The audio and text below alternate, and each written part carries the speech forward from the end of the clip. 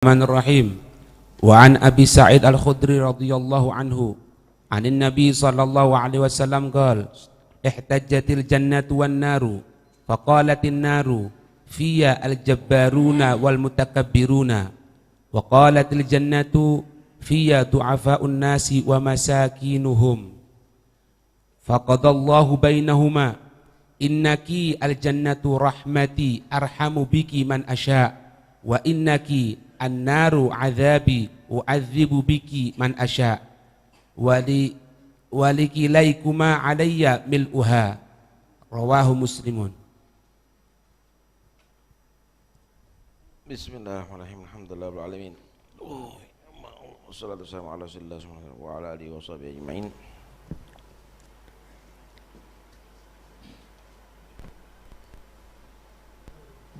An Abi Sa'id Al-Khudri radhiyallahu anhu anin Nabi sallallahu alaihi wasallam qala ihtajjatil jannatu wan naru. Berdebat si surga dan neraka. Jadi itu menungso surga dan neraka itu debat itu ya. Pada waktunya gini. Faqalatin naru, maka berkata si neraka, fiyal jabbaru, di dalamku orang-orang yang sombong, wal mutakabbirun, ya, orang-orang yang bukan orang-orang yang dolim begitu, penguasa-penguasa, ya, wal mutakabbirun, dan orang-orang yang sombong. Wa qalatil jannah, si surga menyatakan fiyya du'afa, di dalamku du'afa'un nas, orang-orang yang lemah. Wah, ahsan, orang-orang yang lemah, yang tertekan. Wa masakinum, orang-orang miskin, itu lebih mulia. Wah, sekarang kaya, itu dan ini semua membanggakan dirinya. Fagadallahu bainahuma, maka Allah menentukan antara keduanya. Artinya Allah beritahu keduanya, innakil jannah, kamu adalah surga, rahmati, adalah sebagai rahmatku, arhamu biki man asya, aku merahmati denganmu orang yang aku kehendaki. Wa innakin nar, sesungguhnya kamu adalah neraka, adabi, adalah adabku. Wa adzibu biki, aku mengadab kamu denganmu man asya, orang yang aku kehendaki. Walikilaykuma, untuk keduanya jangan khawatir, alayya mul'uha, aku akan penuhi, kata Allah Ta'ala. Mudah-mudahan selamat kita semuanya, ya. Alhamdulillah Rabbil Alamin, wassalatu wassalamu ala nur mubin Sayyidina wa maulana Muhammad wa ala alihi wa sahbihi ajma'in. Amma ba'd, wa bis sanad al-muttasil ila imam min kitab Riyadus Salihin qala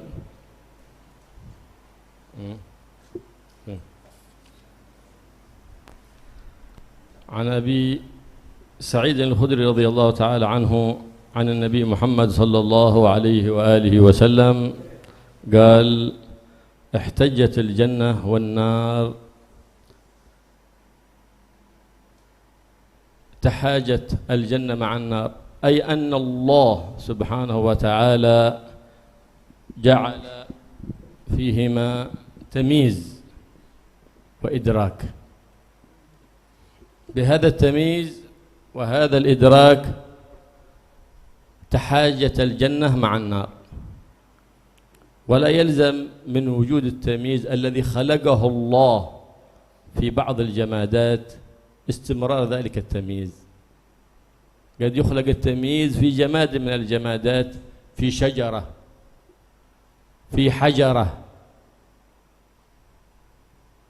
كما قد خلقه الله سبحانه وتعالى في الجنة والنار، ولا كيف تتحاج؟ والمعتمد عند أهل الحديث أن الحديث على ظاهره ليس فيه أي تأويل، لأن هذا كله بقدرة الله سبحانه وتعالى. وهل الجنة والنار دائما التمييز؟ الله سبحانه وتعالى يخلق التمييز فيما شاء وفي من شاء وفي أي وقت شاء، فلا يلزم استمرار ذلك التمييز. فتحاجت الجنة مع النار، كل واحدة وعدها الله سبحانه وتعالى بملئها. الجنة وعدها بملئها والنار كذلك. الله يجعلنا وإياكم من أهل الجنة، ولا يجعل فينا ولا منا ولا معنا أحد من أهل النار، ولا يرينا النار، ولا يجعل أحد من أصحابنا من أهل النار يا رب العالمين. Diterangkan surga neraka ini lagi berapa? Kira-kira nih ya, lagi bangga-banggaan diri. Permasalahannya apakah itu dengan bahasa? Ada menyatakan bahwa dengan bahasa mereka loh. Ada idrak yang Allah berikan. Ya. Tak kasih gambaran nih, tak kasih gambaran. Ada pohon layu. Itu bahasanya aku perlu air. Tapi bahasanya pohon layu itu pohon. Kan gitu ya. Ada daun menguning, artinya aku bentar lagi gugur. Aku sudah tidak segar lagi. Itu bahasanya daun. Ada bahasa surga, ada bahasa neraka. Allah mengkabarkan kepada kita. Tapi yang paling sahih, Allah bisa jadikan itu berbahasa. Sebagaimana kulit manusia itu nanti di hari kiamat bisa berbahasa dengan bahasa lisan, dengan bahasa manusia. Nah, kulit-kulit mereka akan bersaksi kan di hadapan Allah. Begitulah juga saat itu Allah jadikan neraka dan surga berbicara dengan bahasa. Nah, berbicara dengan bahasa. Aku surga begini. Di dalamku orang-orang yang mewah, orang-orang yang kaya, orang pejabat-pejabat yang zalim. Aku surga, oh aku orang yang soleh, aku orang yang miskin, aku orang itu. Nah, karena itu hal yang demikian ini bisa terjadi dengan bahasa manusia, dan itu yang paling sahih. Ada menyatakan itu adalah Allah menceritakan bahasa mereka. Begitu. فقالت النار في الجبارون والمتكبرون تظن نفسها أنها أفضل من الجنة. النار تظن نفسها أنها أفضل من الجنة لأن فيها كل جبار متكبر جواظ غليظ، فهي فيها الأقوياء الجبارون. من هم الجبارون؟ الذين يمرقون عن طاعة الله ويمنعون من فعل الخير ويكرهون غيرهم بفعل الشر، أولئك هم الجبارون. يأمره ويكرهه على فعل أمور ما تنبغي،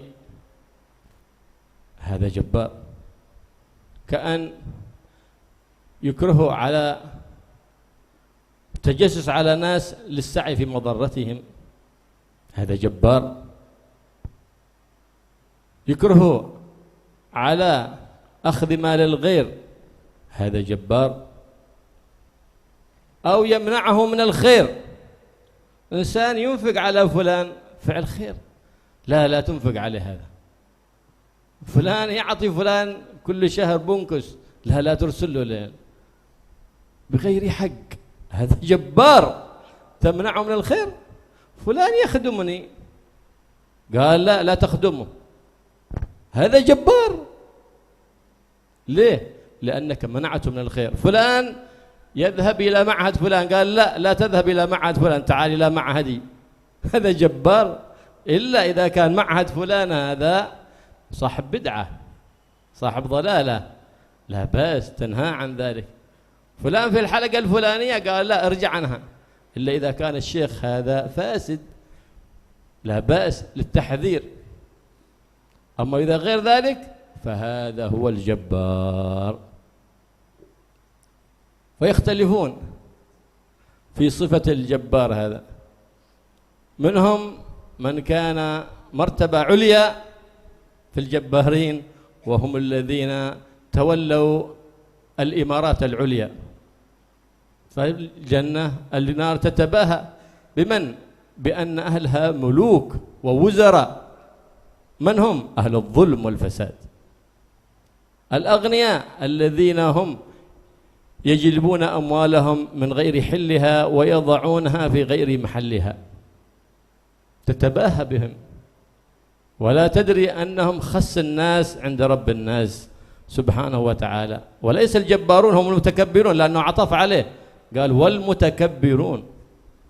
إذن مراد من الجبارين غير مراد من المتكبرين.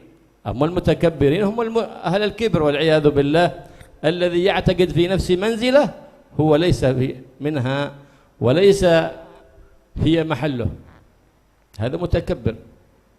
يعتقد في نفسه الصفة هو ليس متصفا بها، هذا متكبر، فيستحقر الناس ولا يقبل الحق من أي أحد، هذا متكبر والعياذ بالله.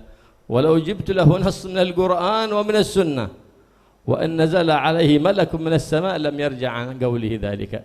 هذا من هذا؟ متكبر والعياذ بالله. وهذه الصفتان خصهما في الذكر في هذا الحديث لأنهما أبغض الصفات عند الله سبحانه وتعالى إذا اتصف بهما عبد من عبيده.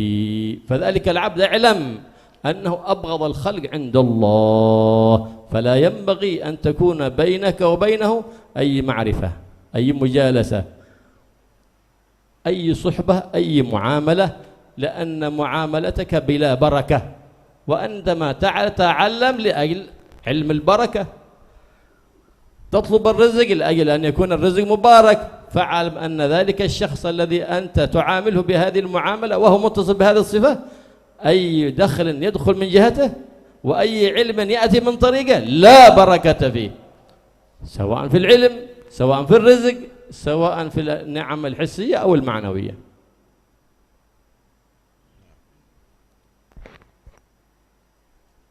Neraka ini merasa lebih unggul daripada surga, surga merasa lebih afdal daripada neraka. Karena itu semua ingin mengungkapkan keafdoliahannya. Neraka mulai, oh di dalamku al-jabbarun wal mutakabbirun. Yang tinggal tempatku ini raja-raja, Fir'aun, Namrud, pemimpin-pemimpin, pejabat-pejabat, jenderal-jenderal masuk nih. Hebat tempat anak, Jabbarun. Siapa Jabbarun? Jabbarun ini pertama orang yang zalim, itu disebut Jabbarun, mengambil hak, boleh. Atau memaksa orang untuk melakukan hal yang tidak baik, itu sudah Jabbar. Contoh, nanti cari kesalahannya si fulan, biar anda masukkan penjara. Itu Jabbar itu. Gimana caranya untuk menekan orang? Itu termasuk Jabbar. Atau mencegah orang berbuat baik, jangan ditolong dia, biar. Jangan dibantu. Kita habisi, Jabbarun. Dan itu bisa dilakukan oleh siapapun, Jabbar. Penyakit itu. Nggak harus pejabat, nggak harus penguasa, hatta ustad. Contoh nih, contoh. Jangan hadir pengajiannya dia, padahal orang genah dia. Nggak usah hadir pengajian dia.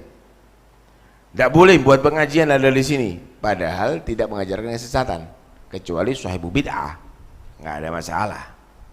Itu termasuk Jabbar. Nggak nunggu orang yang hebat. Insya Allah orang biasa, hansip bisa begitu itu. Dibubarkan majelis ini, nggak boleh. Ini termasuk Jabbar. Fiyal Jabbarun, kecuali kalau mengajarkan kesesatan, boleh. Itu termasuk bagian nahi mungkar. Baik. Jabbarun lain dengan mutakabbirun. Kalau mutakabbirun lain lagi. Mutakabbirun itu orang yang sombong, merasa dirinya lebih utama, karena itu dia tadi itu meremehkan orang lain. Orang bodoh. Dia merasa sudah jadi alim. Mutakabbirun itu merasa dirinya orang suci, karena itu kalau dibawakan hak oleh siapapun ditolak. Nah, karena itu orang-orang Arab, orang-orang Yahudi itu tahu dengan Nabi Muhammad karena sombong mengingkari Nabi Muhammad. Sombong gitu. Itu enggak tunggu nasihatnya orang arif itu. Hatta Nabi kadang-kadang ditolak. Insya Allah malaikat datang, kamu harus enggak mau dia. Sombong, bahaya. Lah hadis ini menerangkan, awas dulu, hati-hati. Dua sifat ini adalah penyebab utama manusia masuk menjadi penghuni neraka. Jangan bersifat dengan sifat itu. Jangan menjadi jabbarun, jangan menjadi mutakabbirun. Bahaya itu semua. Karena itu kita harus paham. Kita kan mau belajar ilmu yang berkah. Berkah itu yang sekiranya kamu tidak menjadi orang yang soleh. Jangan kamu berilmu tapi sombong, percuma, nggak berkah ilmunya kamu. Jangan kamu tadi itu misalnya menjadi tokoh tapi kamu itu jadi yebar, percuma, nggak ada berkah. Lah orang yang demikian ini jangan dihadiri majelisnya, jangan didengarkan ucapannya, percuma, nggak ada berkahnya ente kalau sama dia. Ini sama-sama masuk rombongan masuk neraka nanti ini. Kenapa? Fiyal jabbaruna wal mutakabbirun. وكالة الجنة في ضعفاء الناس ومساكينهم. فالجنة تتفاخر بأن فيها أحباب الله وأولياء الله، في ضعفاء الناس أي المستضعفون المتضعفون والمتضعفون، أولئك هم خيار الناس عند رب الناس سبحانه وتعالى، أي المفتقرون إلى الله سبحانه وتعالى ولا ينظرون إلى ما سواه. ومساكينهم التي سكنت نفوسهم بالله ولله سبحانه وتعالى، أولئك هم، ولم يتضجروا ولم يتذمروا بقضاء الله وقدره. فقير ومسكين يقول لي أنا فقر يشتكي بالله، وليش أنا كذا، ولماذا أنا كذا وفلان كذا، لماذا أنا فقير وفلان غني، ولا يعرف حكمة الله في عباده سبحانه وتعالى. أما تدري أيها المسكين، ربما لو اغتنيت كنت كافرا والعياذ بالله، أو عاصيا والعياذ بالله، ما تعرف حكمة الله يا مسكين. فالفقير والمسكين المحمود هو الذي افتقر قلبه إلى الله ولم ينظر إلى غير الله، والمسكين المحمود هو الذي سكنت نفسه لله وبالله فلم ينظر إلى ما سواه. هذه المسكنة. وأما غير ذلك فهو عذاب في الدنيا وعذاب في الآخرة والعياذ بالله، إذا لم ترضى بقضاء الله وبقدر الله، فهذا اعتراض على الله سبحانه وتعالى. هو الذي يريد أن يتحول عما وضعه الله سبحانه وتعالى، ذاك يعترض بحاله وإن لم يكن بمقاله على الله سبحانه وتعالى. والحق أن تمكث حيث أنزلك حتى يكون الله عنه نقلك، ولا تقول أريد كذا أو لماذا لم يعطني الله كذا. فلله في خلقه شؤون ولله في أفعاله حكم، غابت عنك فسلم تغنم.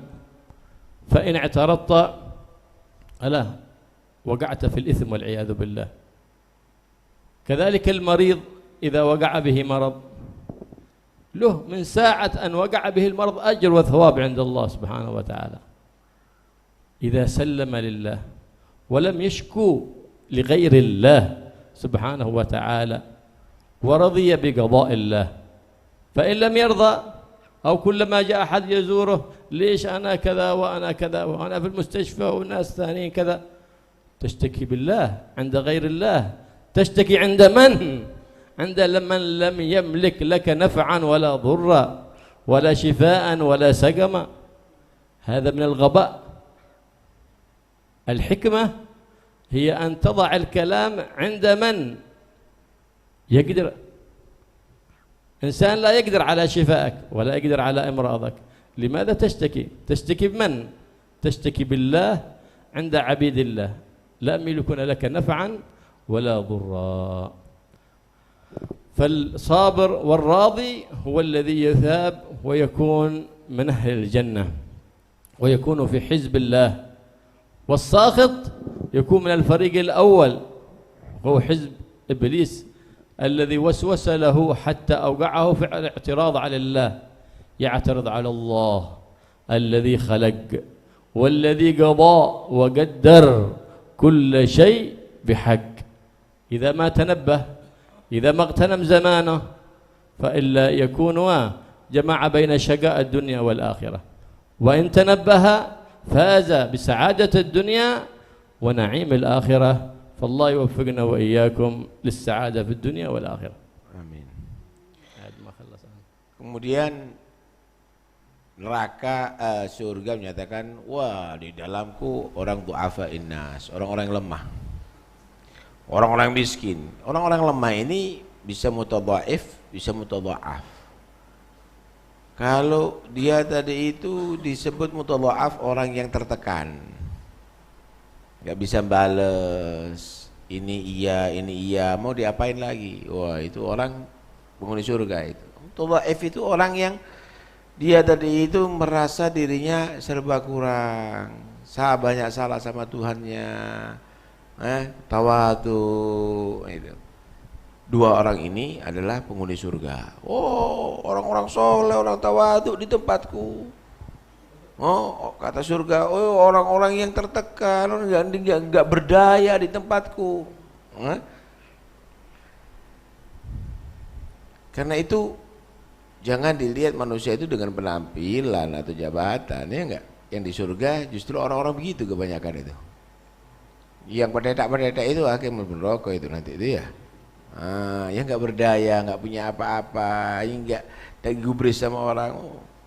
Orang yang miskin juga begitu, orang miskin, wah di tempat orang-orang miskin dibanggakan sama surga. Walaupun di dunia dia tadi itu dibanggakan, enggak terhitung, kalau perlu enggak terhitung jumlah orang itu. Jumlah makhluk kecil itu ya, ngeruson ini ya. Tapi rumahnya digusur itu, waduh, habis-habisan orang miskin ini. Tapi penghuni surga membanggakan dia. Siapa orang miskin? Yang jiwanya tenang, ya, sakanat nufusuhum gulubuhum. Jadi bukan orang miskin yang nanti akhirnya ngerusulah terus. Ya apa rek kerja ngene.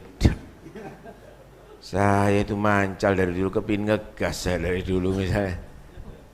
Saya itu ya Allah mendol terus sampai kecing awakku. Lah itu omongan-omongan begini apa? Ini bukan orang miskin yang masuk surga model begini nih. Ini justru orang yang mau menjelekkan citra Tuhan di hadapan makhluk. Allah memberikan banyak nikmat kepada dia, tapi ternyata dia tadi itu hancurkan dengan mengadu-ngadu terus begitu. Jangan. Kalau dapat nikmat banggakan Tuhan kamu. Ceritakan kalau kamu itu diuji sama Allah, tutupi. Jangan membuat citra jelek Tuhan kamu, seakan-akan Tuhan kamu enggak rahmat, enggak bantu, enggak mengasih nikmat kepada kamu. Enggak benar. Bukan ini yang dimaksud orang miskin. Orang miskin yang ridho dengan takdir Allah. Orang yang miskin tadi itu yang senang dengan takdir Allah Subhanahu wa taala. Itu orang yang miskin yang hebat. Senyum terus walaupun lapar. Ini ndak kenyang merenggut sian. Ya, udah miskin kemudian tidak punya hati model begitu, ya nggak benar itu. Nah, karena itu orang miskin yang dia tadi itu tidak ridho dengan takdir Allah, i'tirad 'ala Allah, dia tadi itu tidak setuju dengan takdir Allah. Ini bukan bagian ini bagian yang pertama, itu masuk neraka Allah Subhanahu wa taala. فقضى الله سبحانه وتعالى بينهما أي فصل الخصومة بين الجنة وبين النار عندما تحاجت كل بمن فيها. فقال الحق سبحانه وتعالى إنك الجنة أرحم بك من أشاء، أي الجنة جعلتك مظهرا من مظاهر رحمتي. أرحم بك من أشاء. والرحمة المقصود منها هنا لها معنيان. الرحمة هل هي من صفات الذات أم من صفات الأفعال؟ إذا كانت بمعنى التفضل والإحسان والإنعام فهذه من صفات الأفعال، والصفات الأفعال حادثة. وإن كانت بمعنى إرادة الفضل وإرادة الإحسان وإرادة الإنعام فهذه من صفات الذات الملازمة للذات. فكل صفات الله وأسماء الله أزلية قديمة كذاته، وأسماءه كذاته قديمة ليس فيها حادث. أنت أي النار. وفي رواية أرحم بك من أشاء من عبادي، من عباد الله سبحانه وتعالى جعلتك مظهرا للرحمة. ففي الجنة يدخل كل عبد رضي الله تعالى عنه فيدخلها ولا خروج منها. كل من دخل الجنة لا يخرج منها، فهو نعيم أبدي مقيم. ثم قال الحق سبحانه وتعالى ثم قال وإنك النار عذابي بك وعذب بك من أشاء ولكليكما علي ملؤها. وقال للنار أنت مظهر عذابي. كذلك ليس في أفعال الله سبحانه وتعالى ما هو من صفاته حادث، لا، أي إرادة العذاب والإيلام فهذه صفة قديمة. أما العذاب نفسه والإيلام أي وصوله إلى ذلك الذي نزل به العذاب هذه كذلك من صفات الأفعال. جعلتك مظهرا من مظاهر الغضب، من مظاهر العذاب. وأعذب بك من خالفني ومن عاندني من العباد. ولكليكما ملؤهما. على الله سبحانه وتعالى وعد الجنة بملأ والنار بملأ. هناك فيها أحاديث أخرى في معنى هذا الحديث، وأن الجبار سبحانه وتعالى عندما وعدهما فتقول الجنة هل من مزيد، وتقول النار هل من مزيد، فيقول للنار لك كل جبار عنيد. فكلما وضع فيها من أهل النار وكل من دخل في النار لا يخرج مخلدا إلا عصاة المؤمن، فإنهم يعذبون بقدر معصيتهم، ولا يخلد في النار من كان في قلبه مثقال ذرة من إيمان، لا يخلد. الحمد لله. فتقول النار هل من مزيد؟ طرحت فيها العصاة والملحدين والكفرة والمشركين وكل جبار عنيد ومتكبر، وهي تقول هل من مزيد؟ عادة، فقد كثر لهيبي وزادت كلاليبي، فهل من مزيد؟ عادة تريد الزيادة. في بعض الأحاديث يقول حتى يضع الله قدمه، فتقول النار قطي قطي قطي، أي اسم فعل بمعنى يكفيني يكفيني يكفيني، خلاص. فينزوي بعضها إلى بعض وتزداد قبضتها وغلظتها على من فيها والعياذ بالله. والجنة يدخل فيها كل من أحبه الله سبحانه وتعالى وتقرب إليه بطاعاته وتقرب إليه باجتناب محارمه. امتلأت الجنة، عادها واسعة الجنة، الجنة قديمة ولا حادثة؟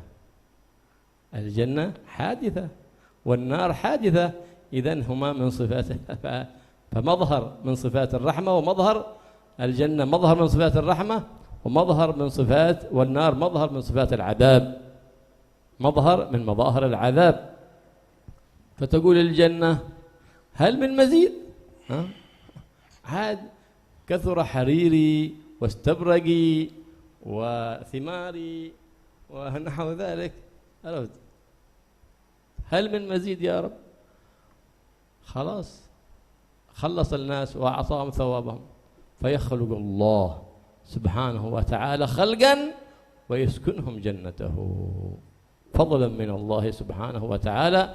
والله يجعلنا وإياكم من أهل الجنة، ولا يجعلنا من أهل النار، ولا يجعل فينا ولا منا ولا معنا شقيا ولا محروما ولا مأزورا ولا مأثوما، ويوفقنا وإياكم لسلوك طريق حزب الله، ويجنبنا وإياكم سلوك حزب إبليس الخسيس، ويجعلنا من أهل الجنة ولا يجعلنا من أهل النار، ويغفر لنا ولكم الذنوب، ويستر لنا ولكم العيوب، ويكفينا وإياكم كل مرهوب في الدنيا وفي البرزخ وفي الآخرة، لا يرينا إلا كل خير، ويعاملنا معاملة أهل الخير بجاه النبي محمد صلى الله عليه وسلم الذي عرفنا وعلمنا منه كل خير. وصلى الله على سيدنا محمد النبي الأمي وعلى آله وصحبه وسلم. Alhamdulillah rabbil alamin. Neraka dan surga akhirnya ditentukan. Surga, kamu itu adalah bagian rahmatku. Aku merahmati denganmu hamba-hamba yang aku kehendaki, yang solehin, yang tadi itu. Rahmat Allah itu ada dua. Kalau dikatakan itu adalah sifatul dzat, itu berarti azali. Allah itu maha rahmat, karena Allah itu adalah karena Allah itu adalah sudah maha rahmat. Ada sifatul af'al, Allah itu merahmati hambanya dengan surga. Berarti Allah ciptakan surga untuk merahmati hambanya. Karena itu surga menyatakan, aku ciptakan kamu surga untuk aku merahmati hambaku, untuk aku merahmati hambaku. Nanti di akhirat itu lambang cuma dua, ada madhar rahmah, ada madhar adab. Madhar rahmah itu berupa surga Allah Subhanahu wa taala, dan tiada tandingannya rahmat di dalamnya, ya, yang tidak bisa dibayangkan bahkan oleh logika manusia. Inti hayal lebih indah dari hayalan kamu itu surga, ya, luar biasa. Mudah-mudahan kita min ahlil jannah, amin. Neraka juga begitu. Neraka, kamu itu adalah azabku. Lah kalau itu dikatakan sifat dzat, Allah maha juga menyiksa hambanya, artinya itu sifat dzat. Ada yang menyatakan itu adalah madhar, Allah menciptakan neraka untuk mengadab mereka. Terjadinya azab itu adalah hadis, tapi Allah maha sifat juga menurunkan dan memberikan azab. Kepada siapa? Hamba-hamba yang juga yang dipilih oleh Allah untuk yang masuk ke dalam neraka Allah SWT. Dan Allah menjanjikan dua-duanya tak penuhi, jangan khawatir. Ya, mudah-mudahan kita termasuk menuju surga ini. Yang masuk surga tidak dikeluarkan selama-lamanya. Amin. Ya, yang masuk surga nggak ada ceritanya, dah boleh kamu nginep rong dina tok, setelah itu masuk neraka. Nggak ada. Yang masuk surga selama-lamanya dalam nikmat Allah Subhanahu wa ta'ala. Yang masuk neraka ada yang keluar, ada yang selama-lamanya, ada yang keluar. Siapa yang bisa keluar dari neraka? Man kana fi qalbi mithqalu dzarratin min iman. Semenjak ada iman sekalipun seberat debu, ada bakal keluar neraka dan bergabung ada di surga. Karena itu hebat, ya, nikmat Allah berikan kita jadi orang beriman nih. Wah, hebat, alhamdulillah. Sekecil apapun iman ini masih manfaat loh. minimal mengeluarkan kita nanti dari neraka walaupun lama. Mudah-mudahan tersentuh pun jangan ya. Dan nanti bergabung ada di surga Allah Subhanahu wa taala. Karena itu kita harus benar-benar jaga diri kita, jangan masuk penghuni yang neraka.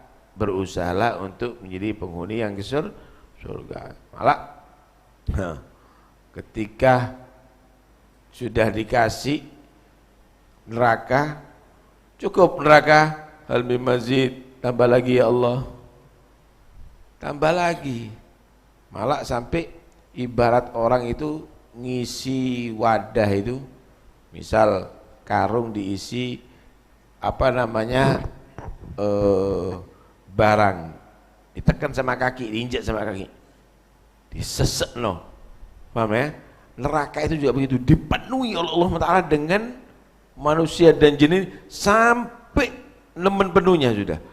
Cukup, gotin, cukup ya Allah, cukup wis, ya kuat. Ibarat wong digelogoi terus, ayo, tekno, wah reka kuat mangan, terus wis tak kuat. Nah, saking banyaknya penghuni neraka. Na'udzubillah min dzalik. Karena itu hati-hati ya. Surga neraka itu sudah ada yang menjadi tempat tinggalnya kita. Jangan main-main dengan di atas dunia ini, manfaatkan betul untuk kamu bersifat min ahli jannah, bukan bersifat min ahli nar. Amin Allahumma. Surga juga begitu. Minta tambah terus, cuma surga luas. Nah, enggak terbatas ada di situ. Walaupun banyak penduduknya, enggak sesean. Wallah, surga ini sumuk aku, full misalnya, enggak ada. Kalau di ruangan di dunia, walaupun ruang AC bisa panas karena kebanyakan, surga enggak. Surga itu luas ya, luas ya. Karena itu Allah menggambarkan luasnya langit-langit dan bumi ini masih luas surga. Lebarnya aja seperti langit-langit dan bumi, lebarnya, panjangnya luwe ya. Panjangnya luwe. Karena itu ndak mungkin pol ya, jangan khawatir kok ya apa di surga pol ya, ndak. Tapi yang jelas begini loh, kaplingan yang ada di sana, kaplingan yang ada di surga disesuaikan dengan amalnya kamu. Masuk surga dengan rahmat Allah, tapi kaplingan surga disesuaikan dengan amalnya kamu. Lah kalau kamu itu amalnya pas-pasan KPR, nah, itu berarti kalau kepingin istana kamu, ya amalnya harus yang bagus. Sembahyang khamsah 5 waktu toh, puasa Ramadan toh, ya untuk pas-pasan sudah ya. Bagian apa KPR ya, yang rumah kecil itu, rumah SS ya, SS sangat sederhana ya, sangat sederhana sekali SS ya. Tapi ada di surga, ternyata kebunnya itu dan ya, karena itu perbanyak ibadah di surga itu. Akan dibedakan dengan amal, tapi masuk surga bukan dengan mengandalkan amal, tapi dengan rahmat Allah Subhanahu wa taala. Ya, mudah-mudahan insyaallah kita semangat ya untuk masuk surga Allah Subhanahu wa taala. Nanti yang jelas tidak harus isi dunia yang masuk surga itu. Kenapa? Di sana ada bidadari kan.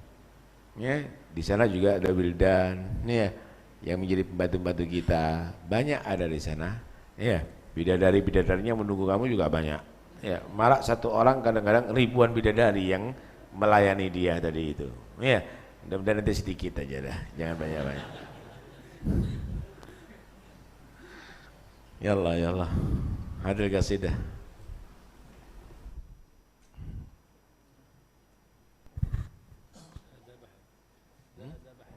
Tidak ada bahasa, خلاص paket.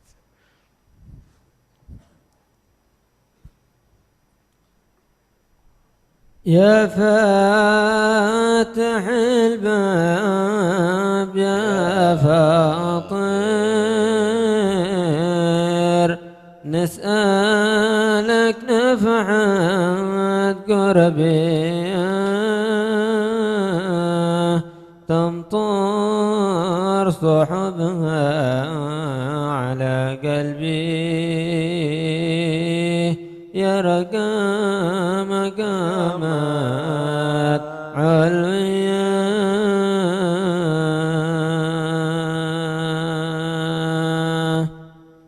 بها ينشرح صدري ويدرك اسرار وبها من فضل مولاي قد جاءت من غير أعمال كسبي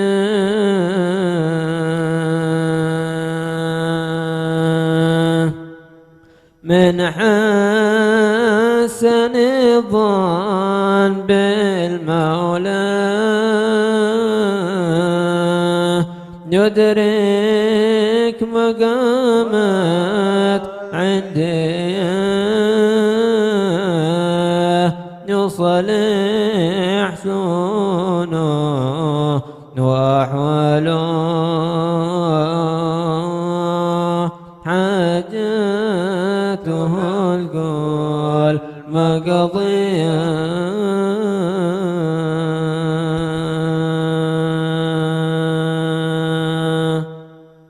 ولو مد الدوب يجري له دايم علي كيفيه ويصلح أحواله الأخرى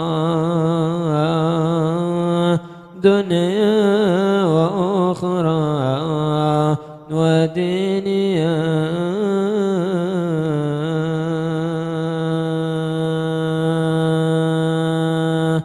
يا رب كم عبد قربته دايم ليالي قدري في كل ساعة وامداده من فيض مولاه حقيا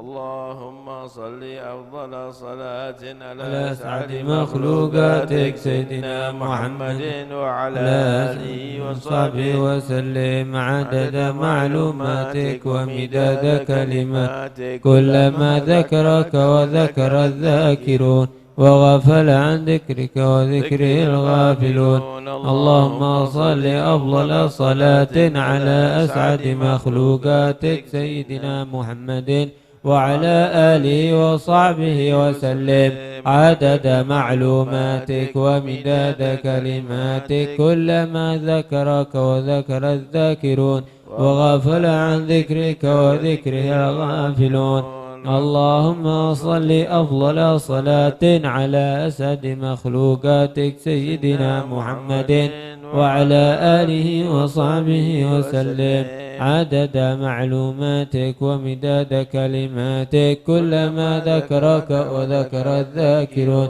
وغفل عن ذكرك وذكره الغافلون ربنا انفعنا بما علمتنا رب علمنا الذي ينفعنا رب فكنا وفك أهلنا وقرابات لنا في ديننا مع للقدر أنثى وذكر رب وفقنا ووفقهم لما ترتضي قولا وفعلا وارزق الكل حلالا دائما وأخل أذكياء لما نحظى بالخير وننفى كل شر واصلح لنا كل شؤون وأقر بالرضا منك العيون واقض عنا ربنا كل الديون قبل أن تأتينا رسل المنون واغفر واستر أنت أكرم من ستر وصلاة الله تغشى المصطفى من إلى الحق دعانا والوفاء بكتاب فيه للناس شفاء وعلى الأهل الكرام الشرفاء وعلى الصحب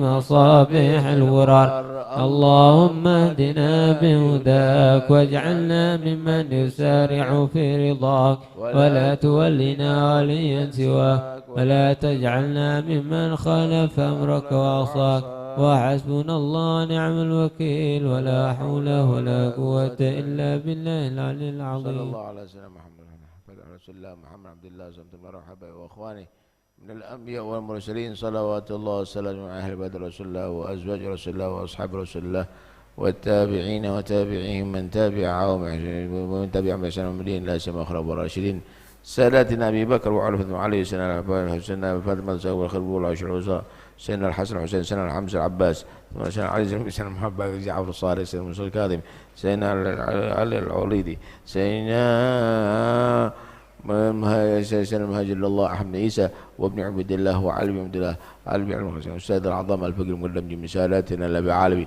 ومحمد مرد بن عبد الرحمن السقاف وأسر عبد الله الأسر الأكبر وابن بكر علي وأخوانه ومن المحضر علي بن عبد الرحمن فخر وسالم بن عفاس ومر بن عبد الرحمن عطاس الشيخ بن ربيع بن شهاب الحداد ثم علي بن محمد بن بدر الحبيب أحمد بن عمرو بن صميت ثم إلى روح الحبيب ثم إلى روح الإمام النووي وزين الدين المليباري والإمام السيوطي والإمام محلي ثم إلى روح